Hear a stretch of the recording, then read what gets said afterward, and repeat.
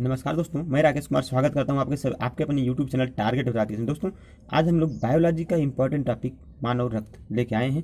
मानव रक्त को दोस्तों हम लोग 3 पार्ट में कवर करेंगे। इसमें पहले पार्ट में जो है इंट्रोडक्शन, रक्त परिसंचरण एंड रक्त के कार्य, तीनों चीज़ों को हम आज देखेंगे। आप वीडियो को अंत तक देखिए। इसके बाद हम इन्हीं जो टॉपिक कवर कर रहे हैं, इन टॉपिक का आपको ऑब्जेक्टिव क्वेश्चन देंगे। वहाँ आप ऑब्जेक्टिव क्वेश्चन को टच करिएगा, देखिएगा आप कितना अच्छे से कर पा रहे हैं। दोस्तों, वीडियो बहुत ही इंटरेस्टिंग होने वाली है। इसको हम 3 टॉपिक में कवर करेंगे। आप जरूर वीडियो को अंत तक देखें। यदि वीडियो पसंद ना आए तो हमको आप कहिएगा हाँ क्या बनाए हैं। आप वीडियो को जरूर देखिए अंत तक दोस्तों। कि जो पहले इसमें हमारा इंट्रोडक्शन है रक्त का परिचय। रक्त का परिचय में जो हम पहले प्रकार का था, रक्त एक प्रकार का कोलाइड है दोस्तों। यह जो है इसका हम मीनिंग समझते हैं। रक्त एक प्रकार कोलाइड। कोलाइड क्यों कहा जाता है दोस्तों? कोलाइड एक केमिस्ट्री का परिभाषित है दोस्तों। यदि किसी वस्तु को अगर हम छानते हैं, छानने पर उसका 100% पूरा छानना ना हो पाए तो वह कोलाइड होता है दोस्तों। तो रक्त में भी जो होते हैं, इसमें आपकी जो RBC WBC होते हैं, इसकी वजह से यह 100% छान नहीं सकते इसको, इसलिए इसको हम बोले हैं रक्त एक प्राकृतिक कोलाइड है। प्राकृतिक है इसलिए रक्त एक प्राकृतिक कोलाइड है। दूसरा टॉपिक दोस्तों जो इसमें जो है, रक्त एक प्रकार संयोजी ऊतक है। संयोजी ऊतक का मतलब क्या है, इसको हम समझते हैं दोस्तों। संयोजी ऊतक मतलब वो होता है जो बॉडी को कनेक्ट कर रखता है। तो रक्त हमारा जो है हमेशा हर एक बॉडी को कनेक्ट कर रखता है, इसलिए इसको बोला गया है रक्त एक प्रकार का संयोजी ऊतक है दोस्तों। बॉडी के कनेक्टिंग की वजह से इसको कहते हैं रक्त एक प्रकार का संयोजी ऊतक है दोस्तों। रक्त का pH वैल्यू जो होता है 7.4 होता है। रक्त जो है क्षारीय होता है दोस्तों। ध्यान दीजिए, अगर 7 से ऊपर होगा pH वैल्यू तो आपका क्षारीय होगा, और 7 से नीचे होगा तो क्या होगा, अम्लीय होगा। तो रक्त का जो 7.4 ऊपर है इसलिए रक्त हमारा क्या हुआ, क्षारीय हुआ दोस्तों। अब बात आती है रक्त की जो है मात्रा कितनी होती है, किसमें कितनी। तो दोस्तों मेल में जो रक्त होती है वो आप जानते हैं 5.5 लीटर जो मेल में होती है रक्त, और फीमेल में जो रक्त होती है दोस्तों 5 लीटर होता है दोस्तों। आप ध्यान दीजिए, आधा लीटर जो है फीमेल में रक्त की मात्रा मेल के कंपेयर में कम होती है। क्यों कम होती है दोस्तों, उसको हम लोग देखते हैं। देखिए, आप जानते हैं हीमोग्लोबिन की कमी होती है किसमें, फीमेल में। फीमेल में हीमोग्लोबिन कमी हुई यानी आयरन की कमी हुई, Fe की कमी हुई दोस्तों। आयरन की कमी से जो है आपका RBC कम हो जाता है। RBC कम हुआ यानी ब्लड कम हुआ दोस्तों। ध्यान दीजिए, यही कारण है। हीमोग्लोबिन कम है, फिर हीमोग्लोबिन से आयरन कम हुई, RBC कम हुई, RBC से ब्लड कम हुई दोस्तों। यही कारण है कि जो औरतें होती हैं, औरतों में जो मनुष्य कंपेयर में आपका 0.5 लीटर ब्लड कम होता है दोस्तों। बात करते हैं रक्त की। रक्त का निर्माण होता कहाँ है दोस्तों, इसको हम लोग जान लेते हैं। रक्त का निर्माण दोस्तों वयस्कों में जो होता है बोन मैरो में होता है, यानी अस्थि मज्जा में वयस्कों में जो रक्त का निर्माण होता है दोस्तों बोन मैरो में होता है। और जो भ्रूण होते हैं, जो माँ के पेट में बच्चे रहते हैं, उनके अंदर बोन मैरो में नहीं होता है, यकृत में होता है दोस्तों। आप ध्यान दीजिए, नेक्स्ट टॉपिक जो है होगा ब्लड का स्टोरेज। ब्लड का स्टोरेज मतलब जो होता है दोस्तों उदर गुहा, हमारे जो पेट है उसको उदर गुहा कहते हैं। इसकी बाईं ओर प्लीहा स्प्लीन होता है दोस्तों। स्प्लीन को इंग्लिश में प्लीहा हिंदी में कहते हैं स्प्लीन को। स्प्लीन में जो ब्लड का स्टोरेज होता है दोस्तों, यही कारण है कि स्प्लीन को ब्लड बैंक भी कहते हैं। नेक्स्ट टॉपिक पाते हैं दोस्तों। नेक्स्ट टॉपिक है कोलेस्ट्रॉल। कोलेस्ट्रॉल ध्यान दीजिए, आप बहुत बुरी घातक चीज़ है कोलेस्ट्रॉल दोस्तों। कोलेस्ट्रॉल क्या होता है, किसी जैसे हाई प्रोटीन वाले वस्तु हम खाते हैं तो उसकी वजह से हमारे अंदर जो चर्बी बढ़ती है दोस्तों, तो यानी कोलेस्ट्रॉल की मात्रा बढ़ रही है। यह क्या है, ब्लड के चिपचिपापन को बढ़ा देता है, जिससे हमारे ब्लड सर्कुलेशन धीमी हो जाती है, जिसके कारण से आदमी को ब्लड प्रेशर या फिर हार्ट अटैक आने की संभावना मैक्सिमम होती है दोस्तों। कोलेस्ट्रॉल की वजह से बहुत सी घातक बीमारियां होती हैं, इसलिए कोलेस्ट्रॉल को बढ़ने से बचना चाहिए दोस्तों। इसकी जो रेंज होती है कोलेस्ट्रॉल की 200 ग्राम प्रति डेसीलीटर, ये दोस्तों यूनिट है। आप ब्लड में टेस्टिंग कराएंगे तो आपको DL जो होता है या यूनिट होता है यहाँ पर। तो दोस्तों अब ध्यान दीजिए, जो कोलेस्ट्रॉल की रेंज होती है 200 ग्राम प्रति DL होता है। यह स्वस्थ मनुष्य के लिए होता है, अगर इससे कम ज़्यादा होगा तभी आपके लिए नुकसानदायक होता है दोस्तों। नेक्स्ट टॉपिक है हीमोग्लोबिन। बात आती है हीमोग्लोबिन की, तो आप पहले जानते हैं हीमोग्लोबिन जो है मेल में 14 ग्राम प्रति DL होता है मेल में, एंड फीमेल में क्या होता है 13 ग्राम प्रति DL दोस्तों। यही अभी बताया था कि फीमेल जो है हीमोग्लोबिन की मात्रा कम होती है, 0.5 लीटर जो होता है आपका वो ब्लड कम होता है ना, हीमोग्लोबिन कमी की वजह से दोस्तों। अब देखिए, जो रक्त का लाल रंग होता है हीमोग्लोबिन के कारण ही लाल रंग का रक्त होता है। नेक्स्ट ये जो हम बनाए हैं इसको देखते हैं क्या है ये। देखिए, आप ध्यान दीजिए, हीमोग्लोबिन आपके मनुष्य में ज़्यादा होता है। देखिए यहाँ 14 ग्राम पर DL है, यानी हीमोग्लोबिन ज़्यादा है तो आयरन ज़्यादा है ना। अब आयरन ज़्यादा है तो आयरन मतलब मजबूती जो है मनुष्य के अंदर ज़्यादा है। ध्यान दीजिए, एज कंपेयर फीमेल मनुष्य से ज़्यादा मजबूत होता है। क्यों? क्योंकि उसके अंदर हीमोग्लोबिन की मात्रा ज़्यादा होती है। फीमेल में हीमोग्लोबिन कम है, यानी आयरन कम है, स्ट्रांगनेस आदमी के कंपेयर में कम है। ठीक दोस्तों, उम्मीद करते हैं आप वीडियो बहुत अच्छे से एंजॉय कर रहे होंगे। वीडियो बहुत ही अच्छा बना दोस्तों। आप प्लीज़ एक भी पॉइंट स्किप ना करिए, अंत तक देखिए। वीडियो अगर पसंद आए तो आप हमको कहिएगा हाँ आप वीडियो क्या बनाए हैं। यदि वीडियो को अंत तक देखेंगे तो आप ऑब्जेक्टिव क्वेश्चन जो हम देंगे उसमें आप बड़े आसानी से ऑब्जेक्टिव क्वेश्चन को कर सकते हैं। दोस्तों अब नेक्स्ट टॉपिक हमारा है रक्त परिसंचरण। रक्त का परिसंचरण, इसकी खोज किसने की थी? विलियम हार्वे ने की थी। रक्त परिसंचरण का खोज विलियम हार्वे ने किया था। दोस्तों अगला टॉपिक है रक्त के कार्य। रक्त के कार्य क्या है ये हम आपको बताते हैं। दोस्तों पहला नंबर जिसमें टॉपिक है तापमान को नियंत्रित करना। दोस्तों आप ध्यान दीजिए, जैसे अगर हम अपने हथेली को घिसते हैं तो हमारी हथेली गर्म होती है, ठीक उसी प्रकार से रक्त का जो सर्कुलेशन होता है दोस्तों, आप ध्यान दीजिए ब्लड प्रेशर होता है 120/80। ध्यान दीजिए 120/80 ब्लड प्रेशर होता है ना, तो देखिए 120 की स्पीड से रक्त जाता है, रक्त जो है 120 की स्पीड जाता है, 80 की स्पीड से आता है, यही कहते हैं 120/80। दोस्तों इसका रेंज अगर बढ़े घटेगा तो आपका बीमारी होती है, प्रॉब्लम होती है ब्लड प्रेशर की ना।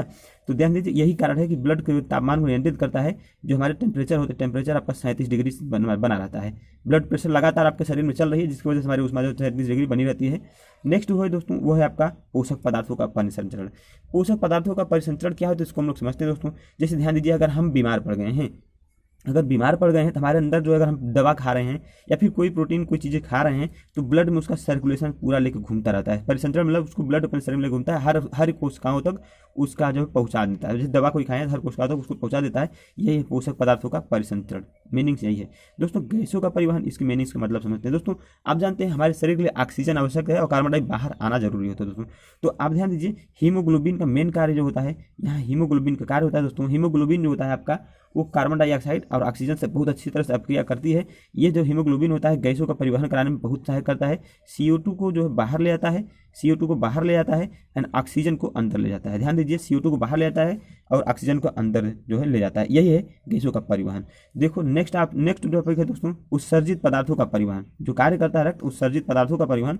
इसका मतलब ये नहीं कि वो जो है उत्सर्जित सभी ब्लड जो है सभी को बाहर करता है, नहीं नहीं नहीं। ध्यान दीजिए यह जो होता है उत्सर्जित पदार्थों का परिवहन मतलब ये है यहाँ जो है हमारे पास फालतू चीज़ें जैसे यूरिक एसिड होगा। यूरिक एसिड दोस्तों यह आपका बहुत ही घातक है। यह अगर बढ़ रहा है मात्रा में तो ब्लड सर्कुलेशन लेकर घूमता रहता है। यूरिक एसिड को यूरिया जो बनती है उसको किडनी आप जानते होंगे, अभी आगे बताएंगे हम किडनी क्या होता है। किडनी जो है छान लेता है, छान कर उसको हम ठीक यूरिन के माध्यम से बाहर निकाल देता है ये किडनी दोस्तों। तो हमारे जो उत्सर्जित पदार्थ होते हैं उनको परिवहन क्या किडनी छान कर बाहर निकाल देता है। ये रक्त परिवहन करता रहता है, इसकी वजह से किडनी यह कार्य करने में सफल होता है दोस्तों। यह रक्त के कार्य थे। नेक्स्ट टॉपिक पे आते हैं।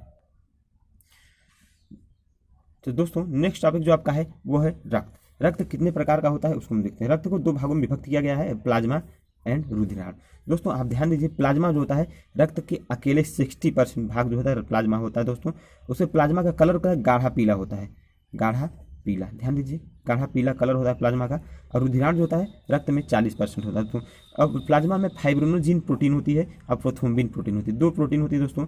अभी हम इसको आगे बताते हैं फाइब्रिनोजिन क्या है और प्रोथ्रोम्बिन क्या है। नेक्स्ट देखते हैं पहले रुधिराण को। रुधिराण जो होता है दोस्तों ब्लड का 40% मात्रा रुधिराण होता है। इसमें ध्यान दीजिए पहला जो है RBC है। RBC क्या होता है? रेड ब्लड कॉर्पुलेशन होता है, यानी इसको एरिथ्रोसाइट्स के नाम से बायोलॉजी में एरिथ्रोसाइट के नाम से हम जानते हैं। लाइफ इसकी दोस्तों 120 डे होती है। संख्या जो होती है उसको 50 लाख होती है दोस्तों। 50 लाख या फिर 5M लिखते हैं, 5 मिलियन लिखते हैं। आप ध्यान दीजिए आप ऑप्शन में कुछ भी आ सकता है, मिलियन नहीं, आप घबरा जाए 50 लाख या 5 मिलियन लिख दिया है।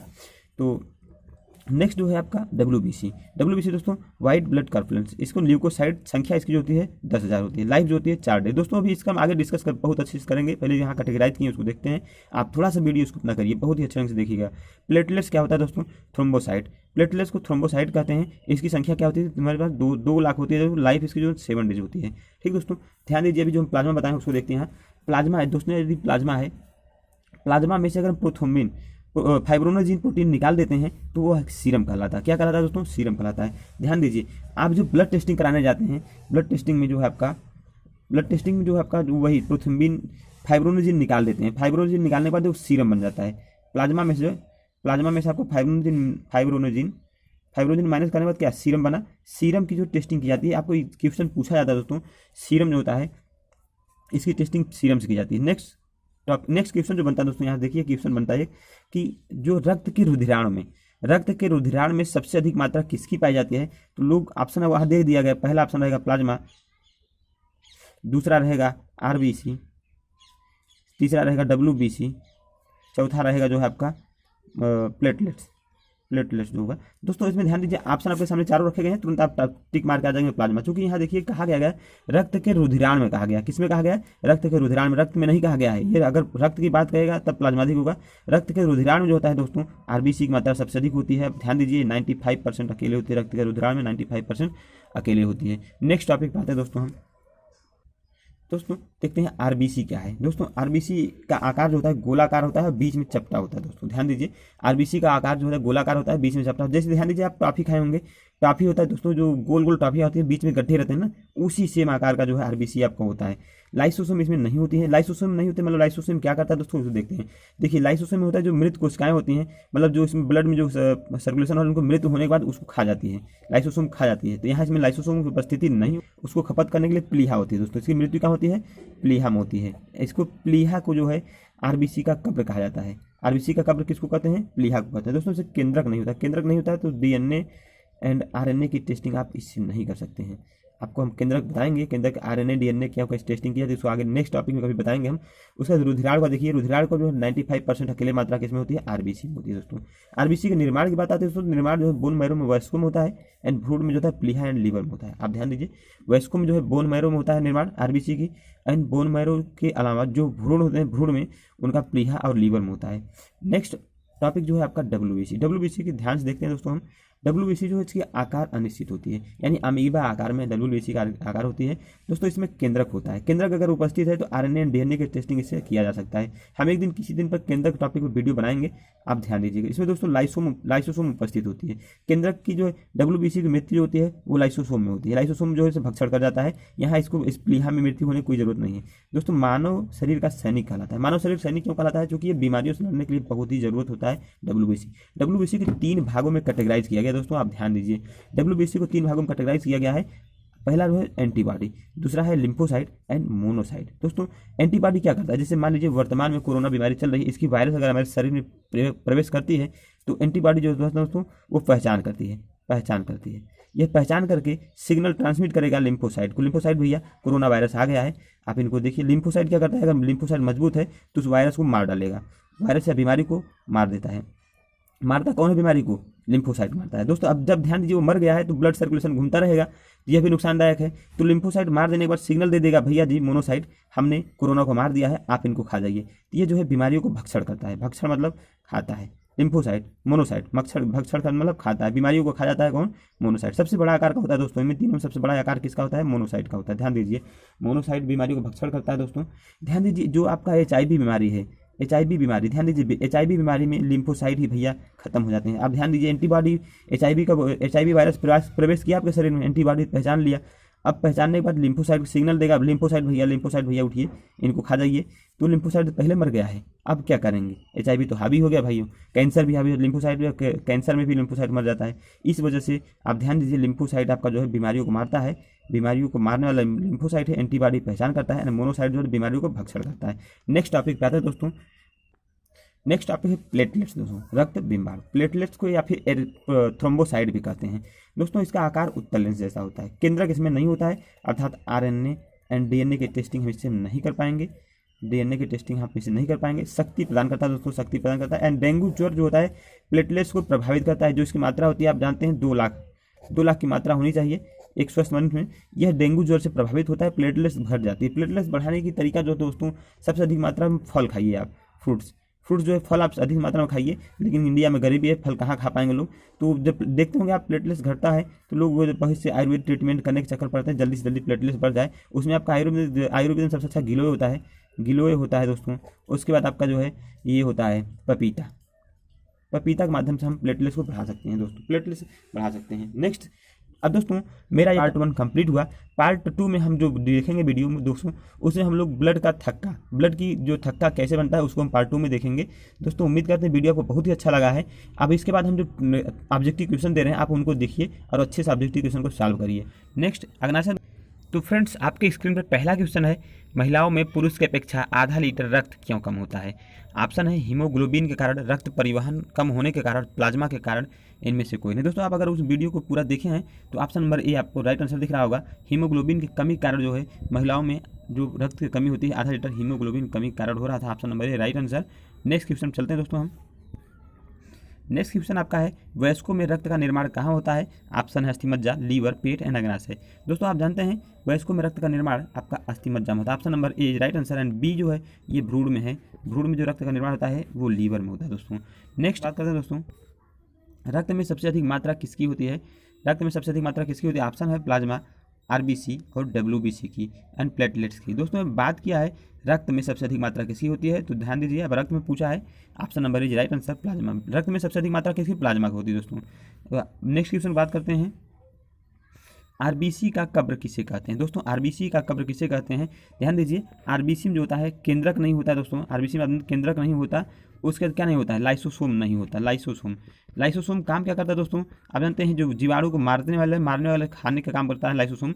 अर्थात यहाँ जो 120 दिन बाद मरते हैं उनके ब्लड रक्त आरबीसी में जो रक्त मरते हैं आरबीसी दिन 120 दिन बाद, उनको खाने के लिए लाइसोसोम नहीं होता है, तो वो कहाँ जाते हैं? प्लीहा में जाते हैं। यानी आरबीसी का कब्र कहते हैं प्लीहा को। प्लीहा में जो है रक्त की मृत्यु होती है। आरबीसी की मृत्यु कहाँ होती है? प्लीहा में होती है। नेक्स्ट क्वेश्चन जो है दोस्तों, ब्लड प्लेटलेट्स की लाइफ कितनी होती है? ब्लड प्लेटलेट्स की लाइफ दोस्तों 7 दिन, 4 दिन, 120 दिन एंड नेक्स्ट ऑप्शन इज 10 दिन। दोस्तों आप जानते हैं ब्लड प्लेटलेट्स की लाइफ होती है, option number is right answer 7 दिन होती है। ये जो होते हैं आरबीसी डब्ल्यूबीसी की होती है लाइफ 4 दिन। Maximum life WBC maximum life 4 दिन होती है। 120 किसकी मैक्सिमम होती है? आरबीसी की। आप जानते हैं अच्छी तरह से 120 दिन मैक्सिमम लाइफ आरबीसी की होती है। नेक्स्ट क्वेश्चन तब चलते हैं दोस्तों हम। स्वागत करता हूँ आप सभी का टारगेट विरागेश चैनल में। दोस्तों आपको क्वेश्चन अच्छे लग रहे हैं तो मेरे वीडियो को शेयर करें, लाइक करें एंड सब्सक्राइब करें चैनल को। दोस्तों क्वेश्चन आपके सामने, प्लाज्मा में से फाइब्रोनोजिन नामक प्रोटीन निकालने के बाद प्लाज्मा क्या कहलाता है? WBC, RBC, serum and plasma. तो option number C right answer. ध्यान दीजिए अभी हम जो आपको बताए हैं कि अगर प्लाज्मा था, प्लाज्मा में से अगर हम फाइब्रोनोजिन को निकाल दे रहे थे तो जो बना था सीरम बना था हमारा, सीरम ना दोस्तों। तो वही तो है, सीरम पूछा गया है। ध्यान दीजिए यदि हम प्लाज्मा आपका होता कैसे? गाढ़ा पीला होता है, गाढ़ा पीला होता है। ध्यान दीजिए गाढ़ा पीला होता है। अगर वहाँ से हम फाइब्रोनोजिन निकाल देंगे तो ये हल्का पीला हो जाएगा। ध्यान दीजिए दोस्तों हल्का पीला होता है। फिर सीरम जो होती है, सीरम ब्लड टेस्टिंग के काम में सीरम ही आता है दोस्तों। नेक्स्ट क्वेश्चन बात करते हैं हम, डब्ल्यूबीसी को बायोलॉजी में क्या कहते हैं? डब्ल्यूबीसी को बायोलॉजी में क्या कहते हैं? ल्यूकोसाइट, एरिथ्रोसाइट, थ्रोम्बोसाइट, इनमें से कोई नहीं। Option number is right answer leukocyte जो है डब्ल्यूबीसी कहते हैं। एरिथ्रोसाइट की बात करते हैं दोस्तों, एरिथ्रोसाइट जो होता है आरबीसी होता है दोस्तों। आरबीसी को बायोलॉजी में एरिथ्रोसाइट कहते हैं। थ्रोम्बोसाइट की बात करते हैं ब्लड प्लेटलेट्स को थ्रोम्बोसाइट कहते हैं। नेक्स्ट क्वेश्चन की बात करते हैं दोस्तों। नेक्स्ट क्वेश्चन है आरबीसी का आकार कैसा होता है? ऑप्शन है गोला व बीच में चपटा, केवल गोला, अनिश्चित होता है एंड आयताकार। दोस्तों आरबीसी का आकार जानते हैं आप, वो होता है option number is right answer गोला होता है और बीच में चपटा होता है आरबीसी का आकार। नेक्स्ट क्वेश्चन बात करते हैं दोस्तों हम, आरबीसी में नहीं होता है कौन? लाइसोसोम, केंद्रक, दोनों ऑप्शन सही हैं दोस्तों। इसमें तीन ही ऑप्शन दिया गया है। ध्यान दीजिए लाइसोसोम, आरबीसी में लाइसोसोम नहीं होता है, यह भी सही है। आरबीसी में केंद्रक नहीं होता है, यह भी सही है। अर्थात दोनों ऑप्शन सही हैं। Option number C right answer, दोनों ऑप्शन सही बोला गया है, दोनों ऑप्शन सही हैं। नेक्स्ट क्वेश्चन नंबर 10 जो है, निम्न में से बीमारियों का पहचान कौन करता है? ऑप्शन आपके सामने रखे गए हैं antibody, lymphocyte, monocyte and next option is neutrophil. दोस्तों आप ध्यान दीजिए बीमारी को पहचान कौन करता है? एंटीबॉडी करता है। जैसे कोई बीमारी शरीर में एंट्री करती है, एंटीबॉडी उसको पहचान करता है, उसका सिग्नल देता है किसको? सिग्नल देता है लिम्फोसाइट को। लिम्फोसाइट सिग्नल देता है, लिम्फोसाइट मजबूत रहता है, यदि मजबूत है तो उस बीमारी को मार डालेगा। मारने के बाद वो संकेत मोनोसाइट को दे देगा, मोनोसाइट भैया आप इन बीमारी को हमने मार डाला है, आप इनको खाइए। मोनोसाइट क्या करता है? मोनोसाइट जो होता है दोस्तों उन बीमारियों का भक्षण करता है। ध्यान दीजिए कहीं कहीं मोनोसाइट देता है और कभी कभी न्यूट्रोफिल्स भी देता है। तो दोनों ध्यान दीजिए, न्यूट्रोफिल्स भी हो सकता है कि बीमारी को भक्षण करे। अगर ऑप्शन में दोनों रखे गए हैं तो बीमारी को भक्षण कभी कभी न्यूट्रोफिल्स भी करता है दोस्तों, ध्यान दीजिए। यहाँ इसका राइट आंसर जो दोस्तों आपका है वो है एंटीबॉडी। एंटीबॉडी बीमारियों को शरीर में आने वाली बीमारियों को पहचान कौन करता है? एंटीबॉडी करता है। दोस्तों ये थे मेरे क्वेश्चन, उम्मीद करता है आपको क्वेश्चन अच्छे लगे होंगे। यदि क्वेश्चन अच्छे लगे हैं तो वीडियो को लाइक शेयर सब्सक्राइब करना ना भूलें। यदि मेरे चैनल नया है तो चैनल को सब्सक्राइब कर लें। दोस्तों अगले हम नेक्स्ट पार्ट में आपका इसका पार्ट नंबर मानव रक्त का पार्ट नंबर 2 लेके आएंगे, जिसमें ब्लड थक्का क्या बनता है वो डिस्कस करेंगे। उसका तीसरा पार्ट होगा, उसमें ब्लड ग्रुप की डिस्कस करेंगे। दोस्तों तो मेरे वीडियो को जरूर देखें आप, देखने के बाद लाइक शेयर सब्सक्राइब करना ना भूलिए। धन्यवाद।